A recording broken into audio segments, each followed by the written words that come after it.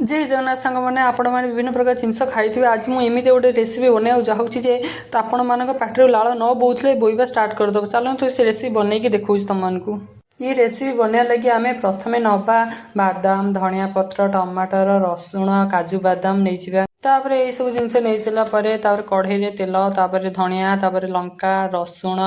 ये सब नहीं टिके गोलैदबा तापर आम नहीं बादाम काजू बादाम टमाटर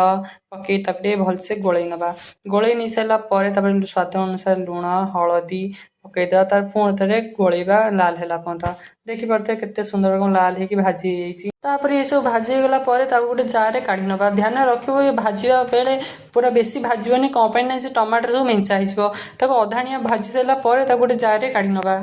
तापर नवा गोटे कैप्सिकम भलसे धोई देकर काटिदबा तापर कैप्सिकम को भलसे धोईक काटि सारापर आम जो भाजिक रखी जिनस को से सब आम मिक्सर मिक्स करदेकी तो पेस्ट काढ़ी नवा तापर किछि मात्रा रे प्याज नहीं जावा पुणी कढ़ई तेल नहीं तेल नहीं सारापर काटिक रखी प्याज को पकईदे पकई सारापर किसी समय जरिया छाड़देवा जरी सारापर आम निज हल्दी गुंड लंका गुंड धनिया पाउडर पनीर मसाला तापर स्वाद अनुसार आम नहीं लुण लुण नहीं सारापर भलसे गोलई नवा गोलई सारापर ताकू टिके भलसे गोली सारापर आम नहीं कंचा पियाज